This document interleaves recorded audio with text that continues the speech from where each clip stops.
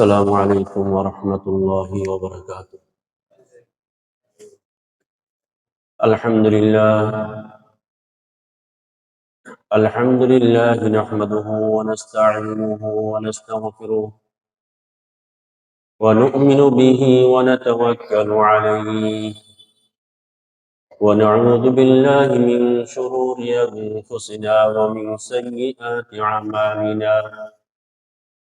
من يهده الله فلا مضل له ومن يضلل فلا هادي له، ونشهد أن لا إله إلا الله وحده لا شريك له، ونشهد أن سيدنا ومولانا محمدا عبده ورسوله. أما بعد فأعوذ بالله من الشيطان الرجيم. بسم الله الرحمن الرحيم. وقال ربكم ادعوني أستجب لكم إن الذين يستكبرون عن عبادتي سيدخلون جهنم داخرين. وقال رسول الله صلى الله عليه وسلم: من لم يسأل الله يغضب عليه، أو كما قال النبي عليه الصلاة والسلام.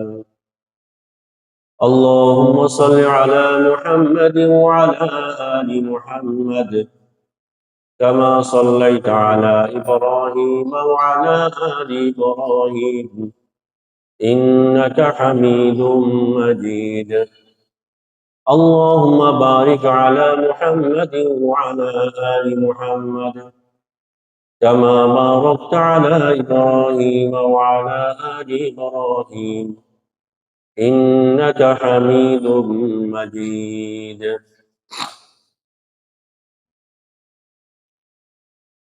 বুজুর্গান মুহতারাম,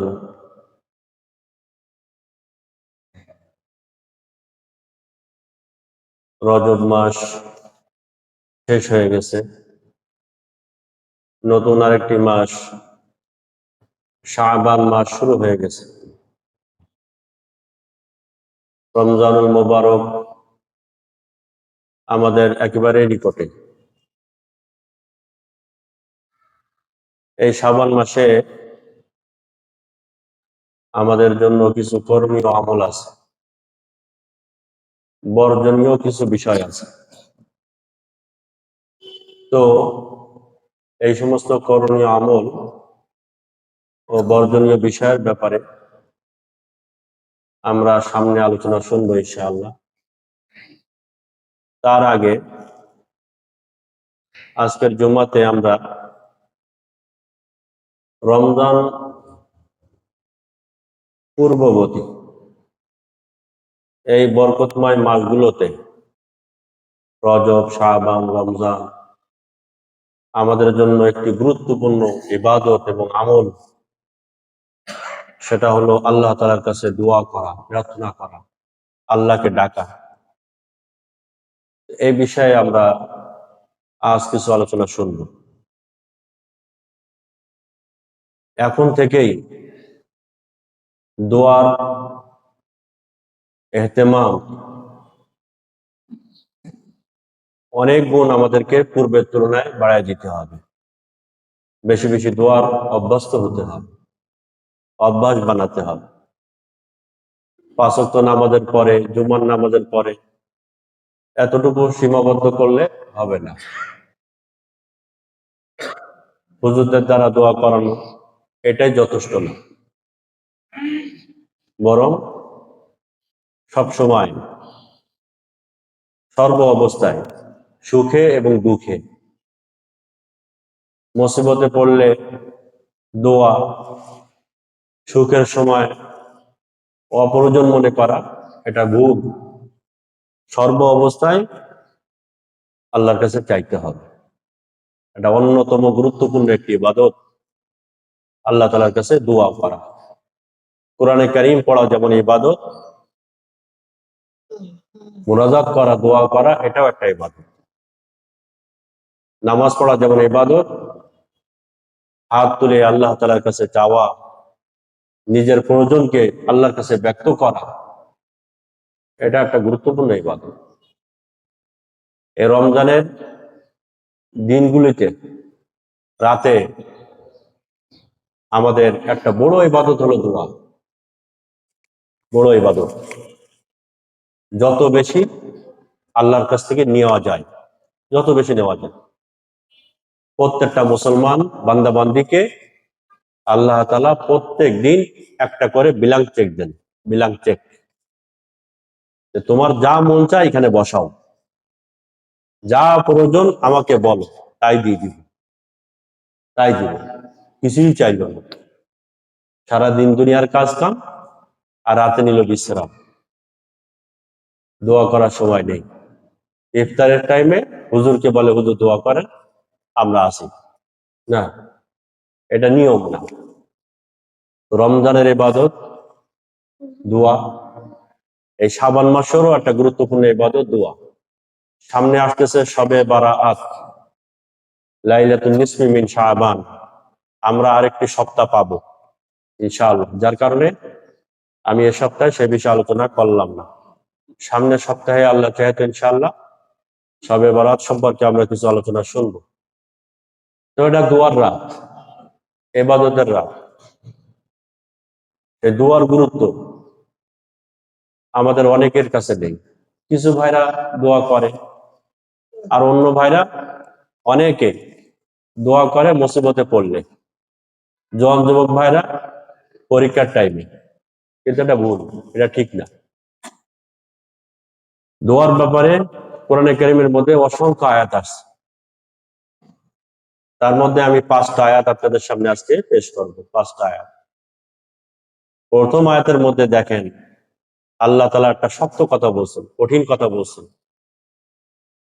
এই দোয়া যারা করবে না, এই দোয়াকে যারা অপ্রয়োজন মনে করবে, তাদের ব্যাপারে আল্লাহ তাআলা বলছেন সূরা গাফির, সূরা গাফিরের 60 নম্বর আয়াত। আল্লাহ তাআলা বলেন, وقال ربكم ادعوني أستجب لكم إن الذين يستكبرون عن عبادتي سيدخلون جهنم داخرين وقال ربكم, তোমাদের রব বলেন, তোমাদের প্রতিপালক তোমাদেরকে বলছেন কি, উদউনি, আমাকে ডাকো, আমার কাছে প্রার্থনা করো, আমার কাছে চাও। কে বলতেছেন? আল্লাহ তাআলা। আমার কাছে চাও, আস্তাজিব লাকুম, আমি তোমাদের চাওয়াকে পুরা করব। তোমরা যা চাবে তাই দিব আমি। আমার কাছে চাও, উদউনি, আমার কাছে চাও। ইন্নাল্লাযীনা ইস্তাকবিরুনা আন ইবাদাতি, এটা হলো শক্ত কথা, কঠিন কথা। যারা অহংকার বশত এই দোয়া থেকে মুখ ফিরাবে, দোয়াকে অপ্রয়োজন মনে করবে, না দোয়া কি দরকার, আল্লাহ কি আমাকে কম দিছে নাকি, আর আমার কম আছে নাকি, সুখী আছি, শান্তিতে আছি, কোনো তো অভাব নেই, চাবো কি জন্য, কি দরকার, এই সে কোনো প্রয়োজনই মনে করতেছে না। আল্লাহর দয়া রহমত প্রয়োজনই মনে করতেছে না। তার সব আছে। কে দিল এগুলা? সব যা আছে আল্লাহ দিচ্ছেন। যিনি দিতে পারেন তিনি নিতে পারেন না? তিনি নিতেও পারেন। जो अल्लाह देना जानता है वो अल्लाह लेना भी जानता है। যে আল্লাহ দিতে জানেন সে আল্লাহ নিতেও জানেন। আছে আজ আপনার, কাল নাও থাকতে পারে। আজ আপনি অসুস্থ, আজ সুস্থ, কালকে এই সুস্থতা থাকবে, কোনো নিশ্চয়তা আছে নাকি? যে কোনো সময়ের মধ্যে হঠাৎ করে ডাক্তার বলে দেয়। তো সর্ব অবস্থায় আল্লাহকে ডাকতে হবে, সুস্থ অসুস্থ, সুখে দুঃখে, সর্ব অবস্থায়। তো যারা অহংকার বশত এই দোয়া থেকে মুখ ফিরাবে, আল্লাহ তাআলা বলেন সায়াদখুলুনা জাহান্নামা দাখিরিন, অপদস্থ অবস্থায় আমি আল্লাহ তাদেরকে জাহান্নামে প্রবেশ করাবো। তারা জাহান্নামী হবে, লাঞ্ছিত হবে। যারা এই দোয়া থেকে আল্লাহর কাছে প্রার্থনা করা থেকে মুখ ফিরাবে। আল্লাহকে ডাকতে হবে, আল্লাহর কাছে চাইতে হবে। 2 নম্বর আয়াত, এই আয়াতের মধ্যে দেখেন আল্লাহ তাআলা এটা কেমন যেন অভিমানের সুর অথবা আক্ষেপ। সূরা ফুরকান 19 নম্বর পারা 77 নম্বর আয়াত। আল্লাহ তাআলা বলেন, কুল মা ইয়া'বাউ বিকুম রাব্বি লাউলা দুআউকুম ফাকাদ কাযযাবতুম ফাসাউফা ইয়াকুনু লিযামা। কুল মা ইয়া'বাউ বিকুম রাব্বি, হে নবী আপনি আপনার উম্মতকে এটা বলে দেন, আপনার উম্মত যদি আমার কাছে না চায়, তারা মুনাজাত দোয়া না করে, মা ইয়া'বাউ বিকুম, আমি আল্লাহর কোনো ক্ষতি নেই। আল্লাহর কোনো ক্ষতি আছে নাকি? কোনো সমস্যা? পৃথিবীর মানুষ যদি আল্লাহর কাছে না চায়, আল্লাহর কি ক্ষতি? কোনো সমস্যা নেই। সারা দুনিয়ার মানুষ যদি ফিরাউন হয়ে যায়, আল্লাহর কোনো ক্ষতি আছে নাকি? আর সারা দুনিয়ার সমস্ত মানুষ যদি আবু বকর সিদ্দিক হয়ে যায়, আল্লাহর কি লাভ হবে? যে নেকামল করবে তার লাভ, যে অন্যায় করবে তার ক্ষতি, আল্লাহর কিছু না। আল্লাহ তাআলা এটাই বলছেন যে তোমরা যদি আমার কাছে না চাও, আমার কোনো ক্ষতি নাই, ক্ষতি হবে তোমার। 3 নম্বর আয়াত, সূরা বাকারার 186 নম্বর আয়াত। কত সুন্দর আয়াতটা দেখেন। আমাদের নবীকে আল্লাহ তাআলা বলতেছেন, ওয়াইদা সালাকা ইবাদি আন্নী ফাইন্নী করিব উজিবু দাওয়াতাদ দাঈ ইযা দাআন ওয়াইদা সালাকা ইবাদি আন্নী ফাইন্নী করিব। এখানে এই আয়াতটা অর্থ করার আগে আমি অন্য আরেকটি আয়াত বলতেছি, একটু খেয়াল করতে হবে। কোরআনে কারীমের মধ্যে আল্লাহ তাআলা আমাদের নবী সাল্লাল্লাহু আলাইহি সাল্লামকে বিভিন্ন জায়গায় একটা কথা বলছেন, হে নবী কাফেররা আপনার কাছে অনেক কিছু প্রশ্ন করে, জিজ্ঞাসা করে। তো আল্লাহ তাআলা নবীজিকে বলছেন তারা এই প্রশ্ন করছে, আপনি এই উত্তরটা দিয়ে দেন, আপনি বলে দেন। যেমন ইয়াসআলুনাকা আনিল আহিল্লা, কোরআনে কারীমের মধ্যে আছে, হে নবী কাফেররা তারা আপনার কাছে জিজ্ঞাসা করতেছে চন্দ্র সূর্যের ব্যাপারে, চাঁদের হিসাবের ব্যাপারে আপনার কাছে জিজ্ঞাসা করতেছে, আপনি বলে দেন, আপনি তাদেরকে বলে দেন, হিয়া মাওয়াকিতু লিন্নাস, কুল হিয়া মাওয়াকিতু লিন্নাস, মানুষের এই চন্দ্র সূর্য আল্লাহ এই জন্য সৃষ্টি করেছেন, মানুষ যেন সময় নির্ধারণ করতে পারে চন্দ্র সূর্য দেখে। হে নবী আপনার কাছে তারা জিজ্ঞাসা করতেছে ইয়াসআলুনাকা আনিল মাহিস, অসুস্থ মহিলা যখন মাসে অসুস্থ হয়, মাসিক হয়, তাদের ব্যাপারে আপনার কাছে জিজ্ঞাসা করছে।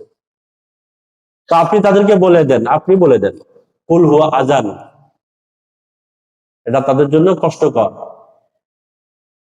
নাপাক, তাদের পাশে যেও না ওই সময়টা পুরুষের জন্য। তা আল্লাহ নবীজিকে বলছেন আপনি তাদেরকে বলে দেন, এই প্রশ্ন করেছে আপনি উত্তর দিয়ে দেন। ইয়াসআলুনাকা আনিল ইয়াতামা, এতিমদের ব্যাপারে আপনার কাছে জিজ্ঞাসা করেছে কাফেররা, কুল ইসলাহুল লাহুম খায়র, আপনি তাদেরকে এটা বলে দেন এতিমদের ব্যাপারে সমাধান কি। ইয়াসআলুনাকা ওয়া ইয়াসআলুনাকা আন যিল করনাইন, যুলকারনাইনের ব্যাপারে আপনার কাছে জিজ্ঞাসা করছে, আপনি তাদেরকে বলে দেন সাআতলু আলাইকুম মিনহু যিকরা, নবীজিকে আল্লাহ বলছেন আপনি তাদেরকে বলে দেন আমি অতি সত্বর জানাবো এই ঘটনাটা, যুলকারনাইনের ঘটনা। তো দেখেন এখানে প্রশ্ন আপনার কাছে করতেছে, আমি আল্লাহ উত্তর আপনাকে জানাচ্ছি, আপনি আপনার উম্মতকে এই উত্তরটা দিয়ে দেন এই সমস্ত আয়াতগুলোতে। কিন্তু আমি যে আয়াতটা পড়লাম এখন সূরা বাকারা 186 নম্বর আয়াত, এই আয়াতটার অর্থটা দেখেন, ওয়াইদা সালাকা ইবাদি আন্নী ফাইন্নী করিব, হে নবী যখন আপনার কাছে কেউ জিজ্ঞাসা করে যে আমরা যে আল্লাহর কাছে ডাকবো, আল্লাহকে ডাকবো, আল্লাহর কাছে চাবো, প্রার্থনা করবো, তা আল্লাহ কোথায়? আল্লাহ কি আমাদের ডাক শুনবে? আল্লাহ পর্যন্ত আমার এই আওয়াজটা যাবে কিনা আপনার কাছে অনেকে প্রশ্ন করতেছে। তো এটা আল্লাহ তাআলা বলছেন, কিন্তু এখানে এরপরে কি আছে, ফাইন্নী করিব, হে নবী উত্তরটা আপনাকে দেওয়ার দরকার নেই, আর এই উত্তর আমি আপনাকে জানাচ্ছি না, আমি আল্লাহ সরাসরি আমার বান্দাদেরকে আমি আল্লাহ নিজে তাদেরকে জানাচ্ছি যে তোমরা যদি এ কথা বলো যে আল্লাহ কোথায়, আল্লাহ আমার ডাক শুনবে কিনা, আমি আল্লাহই বলতেছি ফাইন্নী করিব, আমি তোমার সাথেই আছি, আমি নিজে তোমার ডাক শুনতেছি। নবীজির মাধ্যমে এটা আল্লাহ বলেন নাই, ফাইন্নী করিব কুল, হে নবী আপনি বলে দেন আমি আল্লাহর কাছে, এভাবে আসেন আয়াতের মধ্যে। অথচ অন্য জায়গায় উত্তরটা কে দিচ্ছেন? নবীজি। আর এখানে উত্তর কে দিচ্ছেন? আল্লাহ তাআলা নিজেই। যে আপনার কাছে যখন কেউ বলতেছে এই কথা, আমি আল্লাহ বলতেছি আমি তার নিকটেই আছি, আমাকে ডাকার সাথে সাথে আমি তার ডাকে সাড়া দিব। সূরা বাকারা 186 নম্বর আয়াত। তিনটা আয়াত বললাম। 74 নম্বর আয়াত সূরা আনআমের 43 নম্বর আয়াত। আল্লাহ তাআলা বলেন, ফালাউলা ইয জাআহুম বা'সুনা তাযাররু ওয়ালাকিন কাসাত কুলুবুহুম ওয়া যায়্যানা লাহুমুশ শাইতানু মা কানু ইয়া'মালুন। আয়াতের মধ্যে আল্লাহ তাআলা বলেন যে তাদের নিকটে যখন সংকট আসলো, সমস্যা আসলো, মুসিবত আসলো, তারা আমার কাছে কেন হাত উঠালো না? তারা বিনয় কেন হলো না আমার কাছে? আমার কাছে কেন কাকুতি মিনতি করলো না? আমার কাছে কেন চাইলো না? মুসিবত আসতে পারে, আমি আল্লাহ দিছি, তো আমার কাছে তারা চাক, আমার কাছে তারা চাবে। আল্লাহ বলতেছেন তারা আমার কাছে যাবে। সমস্যা আসছে, মুসিবত আসছে, কার কাছে যাবে? আল্লাহর কাছে যাবে। এরপরে ওয়ালাকিন কাসাত কুলুবুহুম, আল্লাহ তাআলা বলেন তাদের অন্তর শক্ত হয়ে যাওয়ার কারণে, অন্তরে ঈমান না থাকার কারণে তারা আমার কাছে চায় না। মুসিবত আসলে দুনিয়ামুখী হয়ে যায়, যে সমস্যায় পড়ছি, ডাক্তার সাহেব ঠিক করে দিবে, উকিল সাহেব ঠিক করে দিবে, অমুক ব্যক্তি ঠিক করে দিবে, তার দ্বারাই আমার সমাধান হবে। আমার আল্লাহকে প্রয়োজন মনে করতেছে। আল্লাহ এটা বলছেন অন্তর শক্ত, অন্তরে ঈমান না থাকার কারণে মুসিবত আসলে আল্লাহর দিকে রুজু হয় না। সূরা আনামের 43 নম্বর আয়াত। তাহলে সর্ব অবস্থায় কার কাছে চাইতে হবে? আল্লাহর নিকট। চারটা আয়াত বলো। 5 নম্বর আয়াত সূরা গাফিরের 65 নম্বর আয়াত। আল্লাহ তাআলা বলেন, হুয়াল হাইয়্যু লা ইলাহা ইল্লা হু ফাদউল্লাহা মুখলিসিনা লাহুদ-দ্বীন। তিনি আল্লাহ চিরঞ্জীব, তিনি ছাড়া কোনো মাবুদ নাই, সুতরাং তাকেই ডাকো। সুবহানাল্লাহ। তার তার কাছে প্রার্থনা করে। এটা বলার আগে কি বললেন? তিনি চিরঞ্জীব। যারা মরা, যারা মরবে, তাদের কাছে চেয়েও না, এটাই বলে দিচ্ছেন। যারা মরে গেছে তার কাছে চেয়েও না, যারা মরবে তাদের কাছেও চেয়েও না, তার কাছেও চেয়েও না। ইব্রাহিম আলাইহিস সালাম আল্লাহর খলিল, আল্লাহর বন্ধু, ওনার সন্তান ছিল? হয়েছে অনেক পরে, ওনার শাদী করার 50 বছর পরে গিয়ে তারপরে সন্তান। একজন নবী, আল্লাহর বন্ধু, খলিল, নিজের একটা সন্তান নেই। আমরা বিভিন্ন মাজারে যাই, দরগায় যাই, সেখানে গিয়ে সন্তানের আশায় তার কাছে সন্তান চায়, বলে, চেষ্টা তদবির করে যে তার মাধ্যমে সন্তান। একজন নবী পারলেন না, রসুল পারলেন না, এত চেষ্টা, এত দোয়া, এত কান্নাকাটি করার পরেও একজন পিশাব কিভাবে পারবে? এ ক্ষমতা আল্লাহ কাউকে দেন নাই।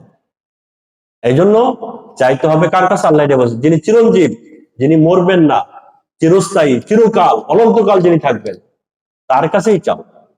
যে মরে গেছে কার কাছে চাচ্ছে? যে মারা গেছে তার কাছে আপনি কেন চাবেন? তাকে আপনি দিবেন, তার দরকার। কোন কবরের পাশে যদি কেউ যায় এই নিয়েতে যে আমি কবরওয়ালাকে কিছু দিব, তাহলে জায়েজ আছে। কবরওয়ালাকে আপনি কিছু দিবেন, কিছু দিবেন বলতে কি দিবেন? ইসালে সওয়াব করবেন, কবর জিয়ারত করে কিছু সূরা ইখলাস, ফাতিহা পড়ে তাকে সওয়াবটা বকশিশ করলেন, এটা জায়েজ। কিন্তু কবরওয়ালা থেকে কিছু নিবেন, এটা শিরক, এটা জায়েজ নাই। মৃত ব্যক্তি আপনাকে কিছুই করতে পারবে না, জীবিতই পারবে না, তো মৃত ব্যক্তি কি করবে? এটাই আল্লাহ বলছেন ওয়াল হাই, সূরা গাফিরের 66 নম্বর আয়াত। ওয়াল হাই লা ইলাহা ইল্লাহু ফাদউল্লাহা মুখলিসিনা লাহুদ-দ্বীন। আল্লাহকে ডাকো, একমাত্র আল্লাহকে ডাকো, একনিষ্ঠতার সাথে আল্লাহকে ডাকো, আল্লাহকে বলো তিনি চিরঞ্জীব, তিনি ছাড়া কোনো মাবুদ নেই। 5টা আয়াত বললাম। এই বিষয়ে আমি 5টা হাদিস বলতেছি, এই দোয়ার গুরুত্বের ব্যাপারে, আল্লাহকে ডাকার ব্যাপারে। আল্লাহর কাছে প্রার্থনার ব্যাপার। নবীজি সাল্লাল্লাহু আলাইহি ওয়াসাল্লাম বলছেন, মুআজামে কাবীর একটা হাদিসের কিতাব আছে, মুআজামে কাবীর। এই হাদিসের কিতাবের 3865 নম্বর হাদিস, 3865 নম্বর হাদিস। নবীজি সাল্লাল্লাহু আলাইহি ওয়াসাল্লাম বলেন, কত সুন্দর হাদিস দেখেন, ইন্নাল্লাহা হাইয়্যুন কারীম, আল্লাহ তাআলা অত্যন্ত লজ্জাশীল। আল্লাহ তাআলা অত্যন্ত লজ্জাশীল এবং সম্মানী, অত্যন্ত সম্মানিত এবং লজ্জাশীল আল্লাহ। ওই গুণটা আমাদের অর্জন করতে হবে, নির্লজ্জ হলে হবে না। ইমানি গুণ লজ্জাশীল হওয়া, আল্লাহ লজ্জাশীল আর সম্মানিত। এই লজ্জাশীল এবং সম্মানিত হওয়ার কারণে আল্লাহ তাআলা বলেন, এই নবী সাল্লাল্লাহু আলাইহি ওয়াসাল্লাম বলেন, ইয়াস্তাহি মিনাল ইবাদ আইয়ারফা ইলাইহি ইয়াদাই আইয়ারফা ইলাইহি ইয়াদাইহি ফায়ারুদ্দুহুমা সিফরা। মুআজামে কবীরের হাদিস এটা, যে কোন বান্দা আল্লাহর কাছে হাত উঠাবে, ইয়ারফাউ ইলাইহি ইয়াদাইহুমা, দুই হাতকে আল্লাহর কাছে উঠাবে, আর আল্লাহ তার হাতকে খালি ফিরাই দিবেন। এই খালি ফিরাই দিতে আল্লাহ তাআলা লজ্জাবোধ করেন। সুবহানাল্লাহ বলেন। আল্লাহ তাআলা তার হাতকে খালি ফিরাই দিতে একজন ব্যক্তির কাছে চাইলো, আর তাকে খালি ফিরাই দিল, কিছুই দিল না। আল্লাহ তাআলা লজ্জাশীল, সম্মানিত। কেউ যদি হাত উঠায় আল্লাহ খালি ফিরাই দেন না। এই হাদিসের মধ্যে আসছে। আর একটা হাদিস আসছে তিরমিজি শরীফের মধ্যে, তিরমিজি শরীফের 3373 নম্বর হাদিস। নবীজি সাল্লাল্লাহু আলাইহি ওয়াসাল্লাম বলেন, মাল্লাম ইয়াসআলিল্লাহ ইয়াগযাব আলাইহি, যে ব্যক্তি আল্লাহ তাআলার কাছে চায় না, আল্লাহ তাআলা তার উপরে গোসা হয়ে যান, রাগান্বিত হয়ে যান। যে আল্লাহর কাছে চায় না, আল্লাহ তাআলা তার উপরে রেগে যান, রাগান্বিত হয়ে যান। কার কাছে চাইতে হবে? আল্লাহর কাছে চাইতে হবে। 3 নম্বর হাদিস, নবীজি সাল্লাল্লাহু আলাইহি ওয়াসাল্লাম বলেন, আদ-দুআউ সিলাহুল মুমিন, দোয়া হলো ইমানদারের জন্য হাতিয়ার। এই হাদিসটা মুস্তাদরাকে হাকিমের মধ্যে আছে, 1812 নম্বর হাদিস, 1812 নম্বর হাদিস। দোয়া ইমানদারের জন্য হাতিয়ার, আত্মরক্ষার বস্তু, ঢাল। সমস্ত মুসিবত থেকে ইমানদার এই দোয়ার মাধ্যমে আল্লাহ তাআলা তাকে হেফাজত করেন। দোয়ার মাধ্যমে আল্লাহ তাকে হেফাজত করেন। যত বেশি আল্লাহর কাছে চাওয়া যায়, যত বেশি চাওয়া যায়। 3টা হাদিস বললাম। 4 নম্বর হাদিস তিরমিজি শরীফের মধ্যে আসছে, এটাও 3371 নম্বর হাদিস। নবীজি সাল্লাল্লাহু আলাইহি ওয়াসাল্লাম বলেন, আদ-দুআউ মুখুল ইবাদাহ, দোয়া ইবাদতের মগজ, দোয়া ইবাদতের মগজ। আল্লাহু আকবার। মগজ বলতে কি? একটা মানুষের যদি মাথায় মগজই নেই, তার আছেটা কি? ইবাদত করলো, দোয়া করলো না, তা কেমন যেন মগজ ছাড়া ইবাদত হলো, তার মূলই নেই। তাহলে আল্লাহ তাআলা, 1 নম্বর হাদিস বললাম, আল্লাহ লজ্জাশীল, হাত খালি ফিরাই দিতে তিনি লজ্জা করেন। 2 নম্বর বলছি, যে আল্লাহর কাছে চায় না, আল্লাহ তার উপরে গোসা হয়ে যায়। 3 নম্বর বলছি, দোয়া ইমানদারের জন্য হাতিয়ার। 4 নম্বর কি বললাম? দোয়া ইবাদতের মগজ। আর 5 নম্বর হাদিস হলো, নবীজি সাল্লাল্লাহু আলাইহি ওয়াসাল্লাম বলেন যে যত দোয়া আছে, সুবহানাল্লাহ, যত ইবাদত আছে, আমরা তো নামাজকে ইবাদত মনে করি, রোজাকে ইবাদত মনে করি, যাকাতকে ইবাদত মনে করি। এই হাদিসটা তিরমিজির মধ্যে আছে, তিরমিজি 324 নম্বর হাদিস, শুরুর দিকে আছে হাদিসটা। আদ-দুআউ হুয়াল ইবাদা, নবীজি বলেছেন সাল্লাল্লাহু আলাইহি ওয়াসাল্লাম, আদ-দুআউ হুয়াল ইবাদা, দোয়াই ইবাদত। আমরা নামাজকে ইবাদত মনে করি না, রোজাকে ইবাদত মনে করি, জিকিরকে ইবাদত মনে করি। নবীজি বলেছেন, এই যে দোয়া করতেছো, এটাই ইবাদত। আল্লাহর কাছে চাওয়া, এটা গুরুত্বপূর্ণ ইবাদত, মূল ইবাদত এটা। নামাজের পরে চাওয়া, নামাজের আগে চাওয়া, বিভিন্ন সময় চাওয়া।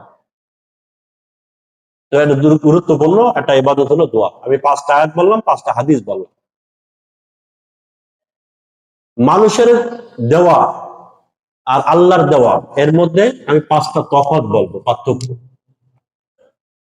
মানুষও দেয়, মাখলুকও আমাদেরকে কিছু দেয়। আমরা প্রার্থনা করি, মাখলুকের কাছে চাই, আবার আল্লাহর কাছেও চাই। কিন্তু এই দুইজনের দেওয়ার মধ্যে তফাৎ আছে, 5টা তফাৎ। দেখেন, মাখলুকের কাছে বারবার চাইলে অসন্তুষ্ট হয়। অসন্তুষ্ট হয় না? আজ আপনি 100 টাকা চাইলেন, দিল। দুদিন পরে আবার বলতেছে দোস্ত আবার 500 টাকা লাগবে, বিরক্ত বোধ করবে। আগের দিন দিলাম, আবার চাচ্ছে, আবার দিল 500 টাকা। 2-4 দিন পরে আবার চাচ্ছে, দোস্ত আবার আবার টাকা লাগবে। এইভাবে বারবার যদি টাকা চায়, খুশি হয়? দেখলে পালাবে না? ইয়ে তো আমার পাইলেই তো টাকা চায়, তো বিরক্ত বোধ করে, খুশি হয় না, অসন্তুষ্ট হয়। মাখলুক বারবার চাইলে অসন্তুষ্ট হয়। আর আল্লাহ তাআলার কাছে একবার চাইলে, 1-2 বার চাইলে আল্লাহ অসন্তুষ্ট হন, বরং আল্লাহ তাআলার কাছে বারবার চাইলে আল্লাহ খুশি হন। যত বেশি আপনি আল্লাহর কাছে চাবেন, আল্লাহ তাআলা তত বেশি খুশি হবে, তত বেশি খুশি হবে। যত বেশি আপনি আল্লাহর কাছে চাবেন, আল্লাহ খুশি। আর একটা পার্থক্য, মাখলুকের কাছে যত বেশি চাবেন, একটা পর্যায়ে দুশ্মন হয়ে যায়, শত্রু হয়ে যায়। তার দেখতেও মন চায় না, এত চাই আমার সামনে আর না আসুক, আর আমি যেন এর সামনে আর না পড়ি, এত চাই, বদ অভ্যাস। একটা পর্যায়ে শত্রু হয়ে যায়, বেশি চাইতে চাইতে একটা পর্যায়ে শত্রু। আর আল্লাহ তাআলার কাছে বান্দা যত বেশি চাবে, একটা পর্যায়ে সে আল্লাহর বন্ধু হয়ে যায়। চাইতে চাইতে কি হয়? আল্লাহর বন্ধু হয়ে যায়। যে যত বেশি আল্লাহর কাছে চাবে, সে তত বেশি আল্লাহর নিকটবর্তী বান্দা হয়ে যায়। 2টা পার্থক্য বল। 3 নম্বর, দুনিয়ার মানুষ দেয়, দাতা আছে আমাদের দেশে অনেক, বিভিন্ন গ্রামে শহরে দিতে থাকে, দিতে দিতে একটা পর্যায়ে ক্লান্ত হয়ে যায়, বিশ্রাম নেয়, দরজা বন্ধ করে দেয়, সে নিজে আরাম করে, পুঁজি শেষ হতে পারে, বা নিজে বিশ্রাম নিতে পারে, গেট বন্ধ করে দিতে পারে, রাতে বা দিনে আছে। দিন রাত 24 ঘন্টা দেয়নি, রাত 12টা বাস, অনেক রাত হয়ে গেছে, আবার কালকে, আজ না, আগামীকাল বলেন, অনেক সময় দিব, কিন্তু আজ আর না। সাহেব এখন ভাত খাচ্ছেন, এখন আর হবে না, পরে, আধা ঘন্টা পরে। কিন্তু এটা হলো মখলুক। আর আল্লাহ তাআলার বিষয়টা কি? 24 ঘন্টা আল্লাহ তাআলা বিশ্রাম নেন না কখনো। এরকম কোন সময় আছে যে এই টাইমে আল্লাহর কাছে চাইলে পাওয়া যায় না, ওই টাইমটা আল্লাহ তাআলা বিশ্রাম নেন? কোন টাইম আছে যে আল্লাহ তাআলা এখন ঘুমাচ্ছেন? নাউজুবিল্লাহ, এখন দেওয়া দিয়ে হবে না। আল্লাহ তো ঘুমান না এই কারণে, লা তাখুযুহু সিনাতুন ওয়ালা নাউম, আয়াতুল কুরসির মধ্যে আছে না? আল্লাহ তাআলা জিমুনি নেই, ঘুমও নেই। কেন ঘুমান না তিনি? তিনি এই জন্য ঘুমান না যে আমি ঘুম পড়বো, আমার বান্দা আমাকে ডাকবে, ওই ডাকে সাড়া দিবে কে? সাড়া দিবে কে? আমাকে তো সাড়া দিতে হবে। আমি ঘুমালে সাড়া দিবে কে? জবাব দিবে কে? এই জন্য আল্লাহ ঘুমান। সব সময় আল্লাহ দরজা খোলা। কয়টা পার্থক্য বললাম? 3টা। 4 নম্বর পার্থক্য, দুনিয়ার মানুষ, আপনি বড় ধরনের মানুষ, ছোট কিছু চাইলে অসন্তুষ্ট হয়। আর নিচু লেভেলের মানুষ বড় কিছু চাইলে অসন্তুষ্ট হয়। মেম্বার সাহেবের কাছে গিয়ে বা চৌকিদারের কাছে গিয়ে যদি বলে কেউ, ছোট গরিব মানুষ, তার কাছে যদি কেউ গিয়ে বলে আমারে 5,000 টাকা দান করেন, মসজিদ ওয়ালারা চাচ্ছে বা মাদ্রাসা ওয়ালারা চাচ্ছে, কোন গরিব মানুষ চাচ্ছে, গরিব এমনি, সে দোকানদার, ছোটখাটো দোকানদার, চায়ের দোকানদার, গরিব, তার কাছে মসজিদ ওয়ালারা গিয়ে যদি বলে মসজিদে টাইলস লাগাচ্ছে, আপনি 50,000 টাকা দিবেন, সে অসন্তুষ্ট হবে না? ভাই আমার কাছে এগুলো চান কেন, আমি কি দিতে পারবো নাকি? তো সে এটা ভালোভাবে নেয় না, যে আমি গরিব, আমার কাছে ওই রকমই চান, ছোটখাটো। আবার যারা ধনী তাদের কাছে ছোট কিছু কিছু চাইলে রাগ করে।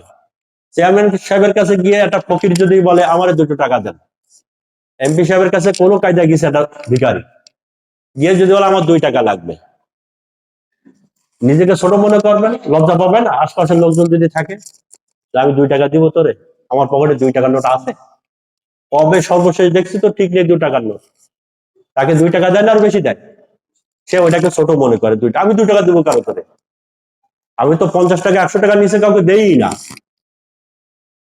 হ্যাঁ, তো বড় ব্যক্তিদের কাছে ছোট কিছু চাইলে অসন্তুষ্ট হয়, ছোট ব্যক্তিদের কাছে বড় কিছু চাইলে সে অসন্তুষ্ট হয়। কিন্তু আল্লাহ তাআলার বিষয়টা সম্পূর্ণ ভিন্ন। আল্লাহ তাআলা বলছেন তোমার যত বড় বিষয় আছে, যত বড় বিষয় আছে আমার কাছে চাও, আমি আদায় করে দিব, পুরা করে দিব। আর বড় না শুধু, তোমার যদি ছোটখাটো কি, যদি বাড়িতে লবণ লাগবে, হাদিসে এইভাবে আসছে, তোমার বাড়িতে যদি লবণেরও প্রয়োজন হয় আমি আল্লাহর কাছে চাও, আমি তোমার সেটাও পুরা করে দিব। আমি বাচ্চাদের বাচ্চা, এর অর্থ এটা না যে গরিবদের জন্য আমার দরজা বন্ধ। তার যে ছোটখাটো জিনিস দরকার সেটাও আমি পুরা করে দিব, বড় কিছু দরকার সেটাও আমি পুরা করে দিব। সব 4টা পার্থক্য বল।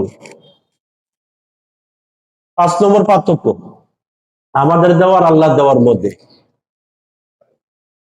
আমাদের কাছে তো আমরা যা চাই তাই দেই, অনেক সময় দেওয়ার সময় বিরক্ত বোধ করি, রাগের সাথে দেয় অনেকে, দেওয়ার সময় অনিচ্ছা সত্ত্বেও দিতে হয়, কোন কায়দায় নিয়তি করছে আজকে আমি দিবই না।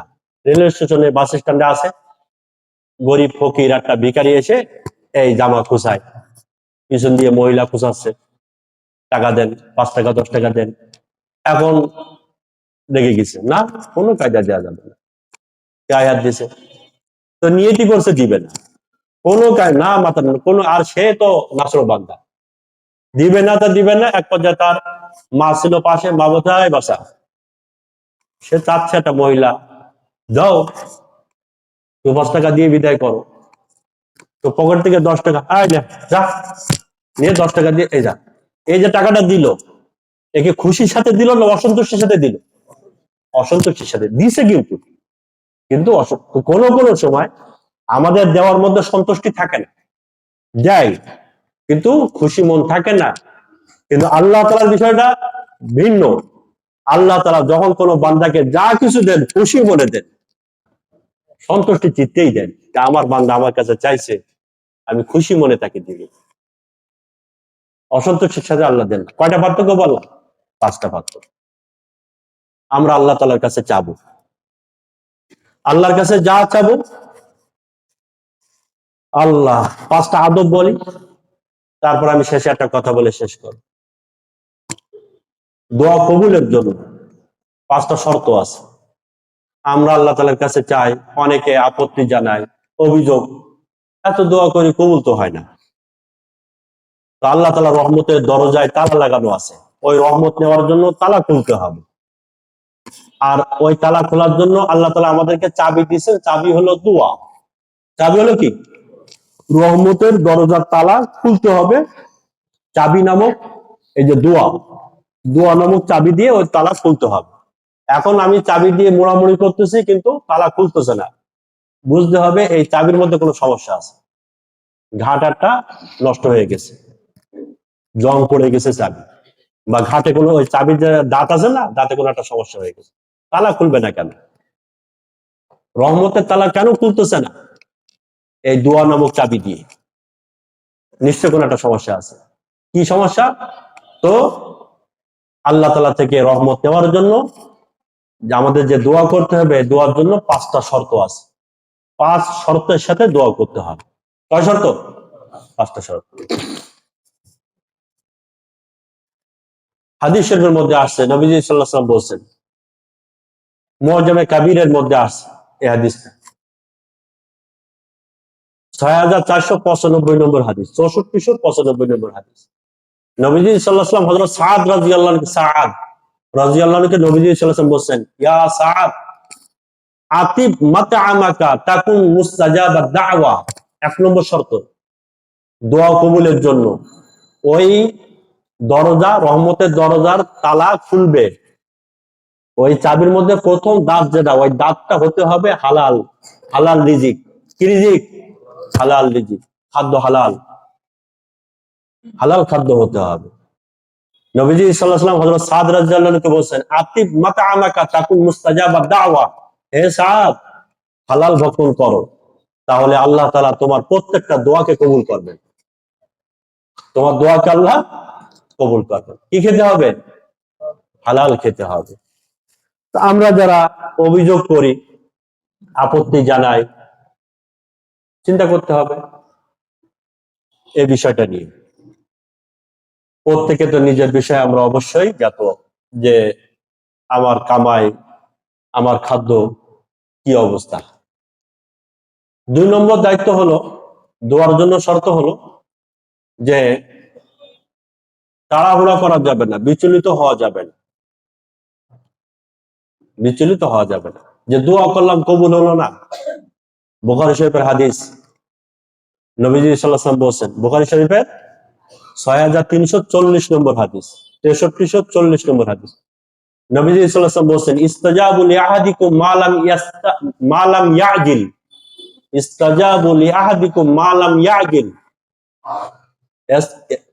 ইয়াদউ সুম্মা ইয়াতরুকু ওয়া ইয়াকুল লাম ইস্তাজাব লি। যে সে আল্লাহর কাছে চায়, এরপর দেখে যে আমার তো চাওয়া পুরা হলো না, তো দোয়াকে ছেড়ে দেয়। নবীজি সাল্লাল্লাহু আলাইহি ওয়াসাল্লাম বলেছেন, প্রত্যেক ব্যক্তির দোয়াকে আল্লাহ কবুল করেন, কিন্তু ওই সময় আল্লাহ তাআলা তার দোয়াকে কবুল করবেন না যদি সে তাড়াহুড়া করে যে আমার দোয়া তো কবুল হলো না, কই দেখলাম না তো, সকালে দোয়া করলাম জোহরের আগে না চলে আসবে। হ্যাঁ, আল্লাহর দায়িত্ব দিয়ে দিছে, আপনাকে এটা করাই লাগবে। আমি মালিক আর আপনি আমার মনিব, এই আপনি আমার গোলাম, আমি আপনাকে হুকুম করতেছি, আপনি জোহরের আগে এটা করে দিবেন। বিষয়টা কি এরকম নাকি? বিষয়টা তো এরকম না। আমার দায়িত্ব হলো দরখাস্ত পেশ কর। আপনি যে দোয়া করতে পারছেন, হাতটা উঠানোর আল্লাহ তাআলা তৌফিক দান করছেন, এর থেকে বড় কোনো নিয়ামত আর হতে পারে? কথা বুঝছেন আমার কথা? কবুল হওয়া ওটা পরের বিষয়। এই যে হাত তুলে আমি আল্লাহর কাছে যে হাতটা তুলতে পারলাম, আল্লাহ এ তৌফিক দিচ্ছেন কে? আল্লাহ। সবাইকে হাত তুলতে পারে নাকি? মুনাজাত করার জন্য তৌফিক লাগে, আল্লাহর মেহেরবানি লাগে। আল্লাহর কাছে হাত ওঠানো অত সহজ বিষয় না। আপনার কি কবুল হলো না হলো ওটা পরের বিষয়, ওটা হাসরের ময়দানে আপনি আল্লাহকে বলেন। আপনার কাছে চাইছিলাম, দেন নাই তো, বলেন আপনি, সমস্যা নেই, ওটা আপনি বলবেন। আমি একটা দোয়া শিখাই দিচ্ছি এর সাথে সাথে, এসে গেল একটা কথা, তাই বলে দিচ্ছি।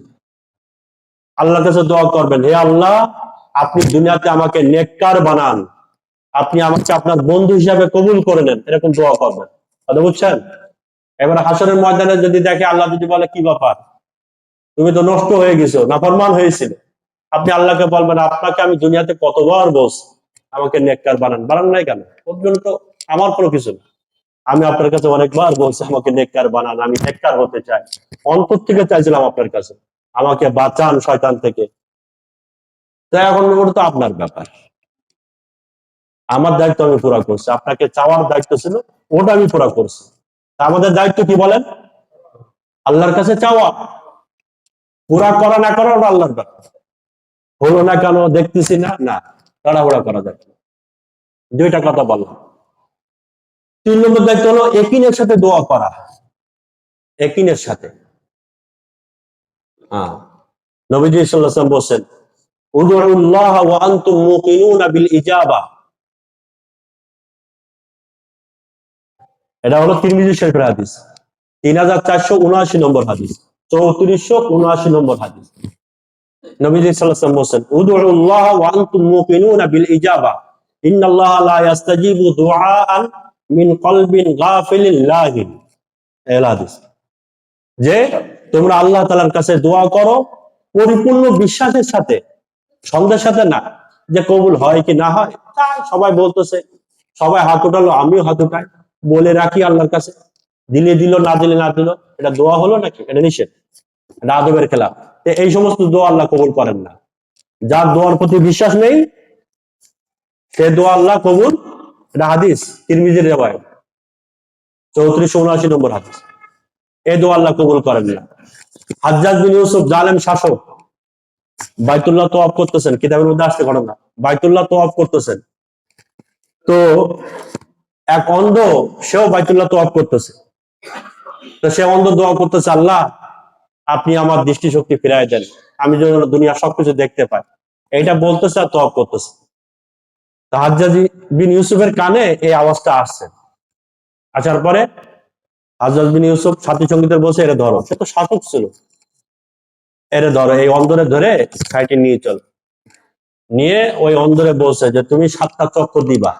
তপ, এক তপ মানে তো 7 চক্কর, 7টা চক্কর দিবা। এই 7 চক্করের মধ্যে, এক তপের মধ্যে যদি তুমি দৃষ্টিশক্তি ফিরে না পাও, আমি তোমাকে হত্যা করে দিব। পরিষ্কার কথা, এর মধ্যে তোমার এই দৃষ্টিশক্তি ফিরে আসতে হবে, নতুবা আমি তোমাকে হত্যা করে দিব। আর হাজ্জাজ বিন ইউসুফ যা বলবে তাই, তো জানেন, বলে উনি তওয়াব করা শুরু করে দিয়েছেন হাজ্জাজ বিন ইউসুফ। এখন অন্ধ, আগে তো বলতো আল্লাহ আমার দৃষ্টিশক্তি ফিরাই দেন, এখন এর চাওয়াটা কি হবে বলেন এবার? আল্লাহ, আগে তো চোখ নিয়ে সমস্যা ছিল, এখন তো জীবন নিয়ে টানাটানি, আল্লাহ আপনি আমার বাঁচান আল্লাহ।